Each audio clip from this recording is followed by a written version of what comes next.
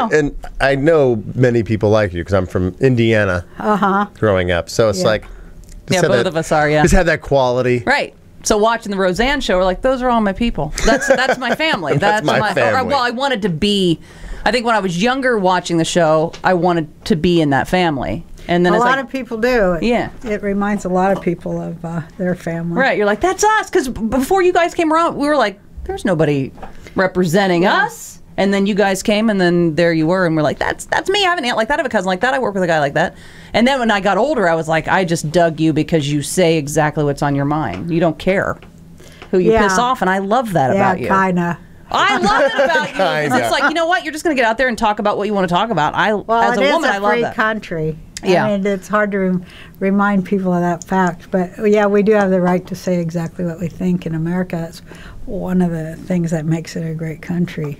And but you never apologize. I always hate it when people say something and then it's taken the wrong way. You get the people who are looking to complain about something that someone said, and then they go, "Okay, I'm sorry if I hurt someone's feelings, if they took it the wrong way." No, I've apologized. You have? That's not true. Yeah, I've apologized a lot. Yeah, a real lot. Yeah. Is it you or someone who says, "Just read this"? Someone's going, Roseanne. You may want to. Can you just read this out loud, Roseanne? Right. It's an apology. You may want to put this fire. No, but you don't like to hurt people's feelings. It's a real weird way to bounce because you want to say something that you think needs to be said and isn't being said, and you don't want to hurt people's feelings, so you kind of walk a dangerous line, you know? And sometimes you just go, F it.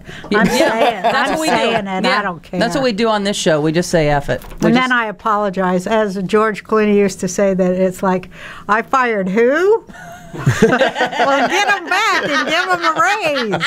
Because in that moment, you just be like, get out of here. Yeah, just constantly apologizing and trying to undo the mess I make for myself. It says like you're very, I guess, vocal on Twitter at The Real Roseanne. Yeah, I need to change that. Why? Yeah. Yeah, I've got to get friendlier. Well, you're passionate. I'll say you're passionate. Like you tweeted on Sunday when the shite hits the fan. Soon in America, be prepared by organizing with your neighbors to grow wholesome food, store water, vitamins, guns. Well, I think that's true. That's a good idea. It is. It's like what every rational person should be doing, and people are saying it all over the place. I'm totally not prepared, by the way. If the shite hits the fan, I don't have all that stuff. What are you going to do? I don't know. Oh, I don't. I mean, I feel you like ever thought about maybe you should think about what you do if things are bad. I know. I mean, I got the water. You have enough, you have the water. We can drink your pool. Well, no, you can't drink the pool. No, I think that's an option. Drinking your pool, right? No, because it's chlorine. That's poison. Right. Well, it's the shite that's in the fan. I'm drinking the pool. Yeah, but the pool is full of pee. That is true. Yeah. Because your kids were in there, so you don't want that. No, I realize. I mean, reading your tweets, I'm not prepared at all. Well, you should get prepared. But I feel like I'm a hardy girl. You need to get a gun. Everybody needs to get out there and get their guns. That's another thing that we have the right to own as Americans. Yeah. It's a thing that makes our country great. It's a constitutionally guaranteed right that we can have guns, and the more the merrier. Damn, you ought to be buying guns hand over fist. We should be giving guns away on the show. How many guns do you have? I have a lot of guns. You do? Yeah, I love guns. I'm a hell of a shot. I bet you are. Oh my God, I can blast a quarter at about 100 feet in the air. In the air? Yeah, they flip it? Yeah, I can. It's going through head side. If I got the right scope on my rifle. Just sitting out there in Hawaii on your porch. Is this hoping people will trespass. Right. Yeah. Come on. I want to use my gun. She moves the fence 10 feet. No, but I do, I do like shooting cans and stuff. It's good to be prepared. Is this something you've grown up doing, or is this something later in life? Yeah, I'm from Utah. Okay. We all, we start young with guns in Utah. Right. So, it's always been like a fun thing. And, I don't think everyone should go out and get an assault rifle without a background check or any of that rational stuff. But, you can have a gun for self-protection. I like some states where it's an open carry state. You just go down to 7-Eleven with your gun. I think everyone should be armed, and I think crime would stop Frank, you always said that, right? Yes. Crime would stop and manners would improve. That is true. And people would think twice. Right. Well, how do you do? Open the door. I mean, right. you'd be the Except nicest for people. the mentally, except for the deranged. Yeah. You Yeah. know, they'll be like, "You said what?" You know, Right. that's scary. Yeah. But we have to have some way of protecting ourselves from the mentally and deranged armed people. That's my son asked me the other day. He's like, Dad, what are you afraid of? I mean, that's like Oh, a really man. profound question from your 9-year-old. And I was like, well, stupid people. I mean, really, when it comes down to it, it's, Yeah. it's the stupid people. Stupid, angry, armed people. Yes, Yeah. yeah, Yeah. those people that, I mean, and that's really what you hear about in the news all the time. What makes the front page of like the internet news pages, that it's like, there's so many horrible, stupid, or stories about stupid people doing stupid things, and that, because it makes the news, is like, we all have to live by the rule of that stupid guy. Like, he'll change a Yeah. law, or it's like, Right. well, wait a second. I think common sense rules We're here. all victims of the stupidest, Yeah. craziest people. That's why there's a warning on a hairdryer: don't use in the bathtub. It's because there was one stupid person somewhere along the line if he who does use it in the bathtub and it happens to go bad, then thin the herd. Well, there's some of that. Yeah, I have to kind of agree with that. I mean, if you're that stupid, Right. you ought to go bye-bye. Maybe. Yeah. yeah, there's enough people on the planet we could thin the herd a little Yeah, bit, a little. right? Well, yeah. Thanks a lot for doing this 5 o'clock Oh, yeah. funnies thing that you're doing on Thursday. Now, Thank you for having me. The first time do you remember the first time that you were part of that segment of KLOS? It's been going on for 28 years now. Do you remember God, they it was played a you? million years ago. Yeah? It's like when I first came to LA, I think. I remember seeing your first performance on Carson, where you had to. You're older than I thought you were. Well, I mean, then. I didn't. No, I didn't see it. I've seen it after the on fact. YouTube. Yeah, I I've seen get it. I've ya, seen it yeah, after yeah. that because I'm such a Okay. huge fan. So I would go on and try to Oh, see thanks. everything you've ever done. Thanks. Were you back in the day where you had the mullet thing happen and you had that you had the spiky on did, top and the long, didn't and I was like, It is a mullet. Roseanne. It was a Was mullet. that? And I was like, could she be a sister?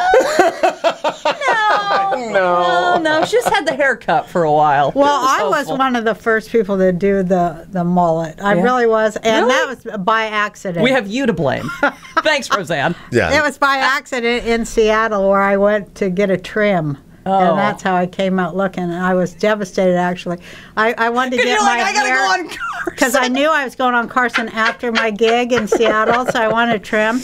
And I went in, and I just, when you hate your hair, and the next day you're going on TV. Oh, yeah. It was kind of depressing. Been there, anyway. done Yeah, that. it was one of That's those why I have a hat on. haircut cries. But now that I'm women thinking have. of doing it again because now it's like come full circle.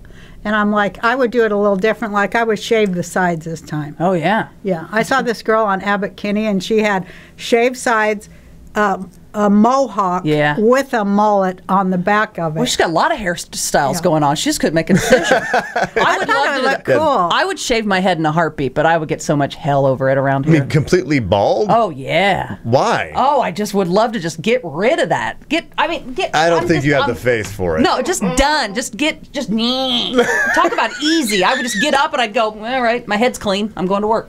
would I think love it. you'd need the mohawk, not just a bald. little- And two, like two Britney Spears. Yeah, so like a little funky, something Yeah. funky, and maybe pink tips or something. And something. Yeah. maybe some makeup or something.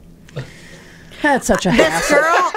girl had Such a two hassle. long things like this on the side, Yeah. and shaved behind that, which it was so cool because it was like just a lot of different Looks like a messages. cool But chick. she just Yeah. had sideburns? Well, she had sideburns, a mohawk, a mullet, and shaved sides. Wow. She had it all. That does sound It's good. like a It it's was like amazing. a hairstyle buffet. The Like, crazier, like it's like a week at the beauty school where it's like they had to keep cutting down. It's like, okay, and she ended up with everything. and in it one also week. had about an inch worth of little tiny bangs. So there that was sounds like crazy everything bangs. going on. And yeah.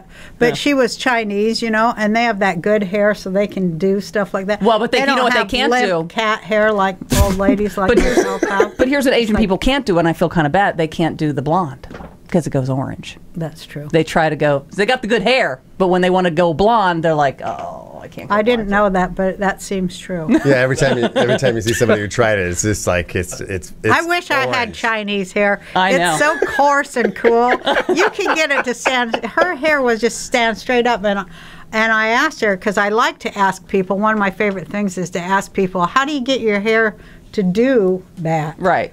And boy, because it's hilarious, they'll launch into a whole half-hour explanation, which is just so ridiculously funny. I love that you stop people. First we do this, and then the gel, and then and then you put the shining highlight, and it's like all that just to look like you were ever drunk and fell out of bed.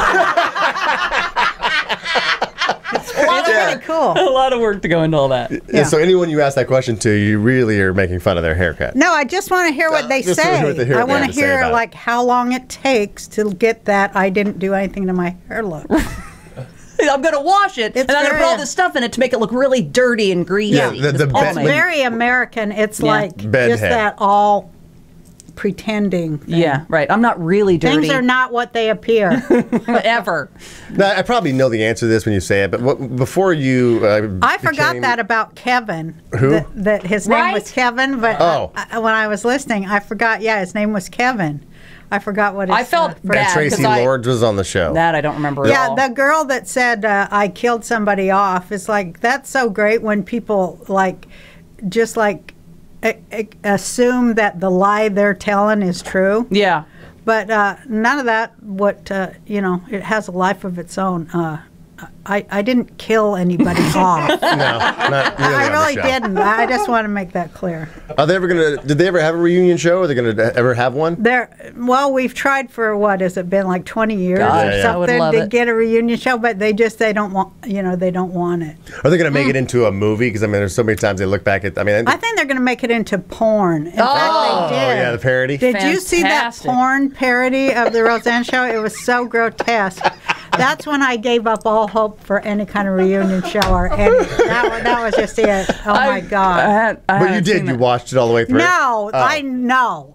They said I just looked at the cover, and it was like so traumatic. I had to go back to my head shrinker for weeks. Oh, I can't even imagine. Horrifically traumatic. Good Lord! Yeah. Now, when you being a huge fan of the show and knowing all the characters, I mean, I would love to do it. Oh my God! It would be fun. It would be huge. Was like with John Goodman, was he always going to be, did you always have him in mind, or did you just meet him?